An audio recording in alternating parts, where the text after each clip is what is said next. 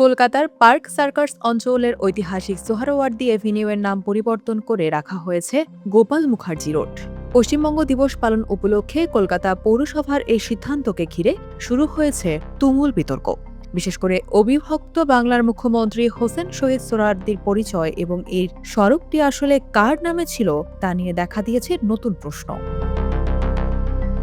মধ্য কলকাতার পার্ক সার্কাসের এই গুরুত্বপূর্ণ সড়কটির নাম গত রোববার পর্যন্ত ছিল সোহরাওয়ার্দী এভিনিউ, কিন্তু পশ্চিমবঙ্গ দিবসের প্রাক্কালে বিজেপি নেতৃত্বের দীর্ঘদিনের দাবির মুখে কলকাতা পৌরসভা এর নাম বদলে রাখে গোপাল মুখার্জি রোড। এই গোপালচন্দ্র মুখার্জি সাধারণ মানুষের কাছে গোপাল পাঠা নামে পরিচিত ছিলেন। ১৯৪৬ সালের সাম্প্রদায়িক দাঙ্গার সময় তিনি একটি চরমপন্থী হিন্দু সংগঠন পরিচালনা করেছিলেন। বর্তমানে বিজেপি নেতৃত্ব তাকে দাঙ্গার সময় হিন্দুদের ত্রাণকর্তা হিসেবে তুলে ধরার চেষ্টা করছে। রাজ্যের মুখ্যমন্ত্রী শুভেন্দু অধিকারী এই নাম পরিবর্তনকে ঐতিহাসিক সংশোধন হিসেবে আখ্যা দিয়েছেন। সামাজিক যোগাযোগ মাধ্যমে তিনি দাবি করেন সড়কটি এমন একজনের নামে ছিল, অর্থাৎ হোসেন শহীদ সোহরাওয়ার্দী, যিনি রাজনৈতিক স্বার্থে গণহত্যা পরিচালনা করেছিলেন।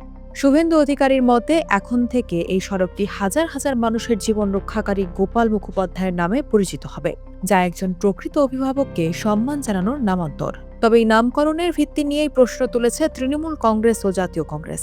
তৃণমূল নেতা কুণাল ঘোষের দাবি যে হোসেন শহীদ সোহরাওয়ার্দীকে দায়ী করে নাম বদলানো হয়েছে, সড়কটি আসলে তার নামেই ছিল না, বরং এটি ছিল তার মামা, প্রখ্যাত শিক্ষাবিদ এবং কলকাতা বিশ্ববিদ্যালয়ের সাবেক উপাচার্য স্যার ডক্টর হাসান সোহরাওয়ার্দীর নামে। তার অভিযোগ, তথ্য যাচাই না করেই একজন বরেণ্য শিক্ষাবিদের নাম সড়ক থেকে মুছে ফেলা হয়েছে।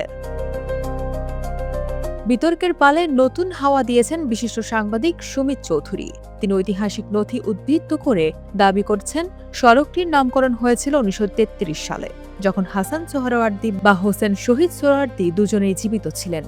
পৌরসভার নিয়ম অনুযায়ী জীবিত ব্যক্তির নামে সড়ক হয় না। তার মতে এই রাস্তাটি আসলে উৎসর্গ করা হয়েছিল হোসেন শহীদ সোহরাওয়ার্দীর আরেক মামা, প্রখ্যাত ইসলামী পণ্ডিত ও রাজনীতিবিদ মাওলানা আবদুল্লাহ আল মামুন সোহরাওয়ার্দীর স্মরণে। রাস্তাটি আসলে কোন সোহরাওয়ার্দীর নামে ছিল, হাসান, হোসেন নাকি আবদুল্লাহ, সেই ধোঁয়াশা এখনও কাটেনি।